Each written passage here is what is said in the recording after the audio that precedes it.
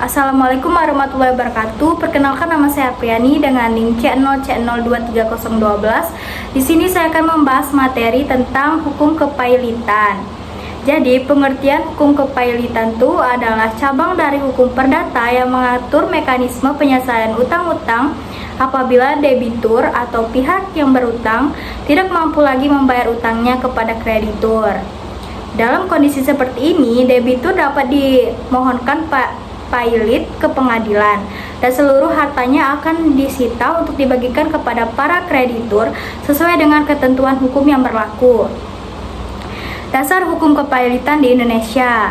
Yang pertama ada Undang-Undang Nomor 37 Tahun 2004 tentang kepailitan dan penundaan kewajiban pembayaran utang atau PKPU. Dan yang kedua KUH Perdata, khususnya yang berkaitan dengan perikatan utang piutang dan jaminan. Dan yang ketiga ada undang-undang tentang perbankan apabila terkait dengan kepailitan bank. Dan selanjutnya ada undang-undang tentang perseroan terbatas bila debitur adalah PT. Selanjutnya ada tujuan hukum kepailitan. Yang pertama, melindungi hak-hak kreditur agar dapat memperoleh pembayaran atas utangnya. Yang kedua, memberikan kepastian hukum terhadap debitur dan kreditur. Dan yang ketiga, menyediakan mekanisme yang adil dalam membagikan aset debitur kepada seluruh kreditur. Dan yang keempat, mencegah penyalahgunaan pengalihan harta oleh debitur saat tidak mampu bayar. Selanjutnya ada subjek dalam hukum kepailitan. Yang pertama, debitur, individu atau badan hukum yang tidak dapat membayar utangnya. Yang kedua, kreditur atau pihak yang memiliki utang kepada debitur. Dan yang ketiga ada kurator, orang atau lembaga yang ditunjuk pengadilan untuk mengurus dan membereskan harta pailit. Dan yang keempat, hakim pengawas. Dan yang kelima, pengadilan niaga. Selanjutnya ada syarat dapat diajukan pailit. Berdasarkan pasal 2 ayat 1 Undang-Undang Nomor 37 Tahun 2004. Yang pertama, ada debitur mempunyai 2 atau lebih kreditur. Dan yang kedua, tidak membayar sedikitnya satu utang yang telah jatuh tempo dan dapat ditagih. Pemohonan pailit bisa diajukan oleh yang pertama, debitur sendiri. Dan yang kedua, kreditur. Yang ketiga, kejaksaan. Yang keempat, Bank Indonesia. Yang kelima, Bapepam atau LK.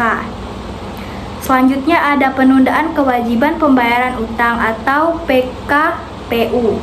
PKPU adalah upaya debitur untuk menunda pembayaran utang agar bisa menyusun rencana pembayaran dan menghindari pailit. Syarat PKPU, yang pertama, debitur tidak membayar hutang, diajukan ke pengadilan niaga. Dan yang ketiga, memaksimalkan waktu PKPU adalah 70 hari, termaksud sementara dan tetap.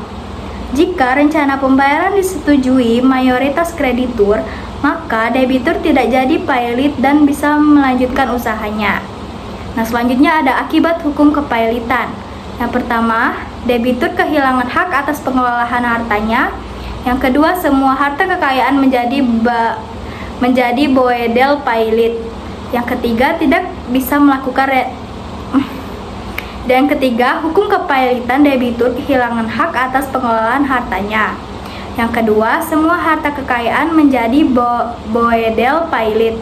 Yang ketiga, tidak bisa melakukan transaksi tanpa persetujuan kurator. Dan yang keempat, proses hukum terkait harta pailit dialihkan kepada kurator. Selanjutnya, penghentian dan rehabilitas. Setelah proses kepailitan selesai, debitur bisa mengajukan rehabilitasi untuk mengembalikan nama baik.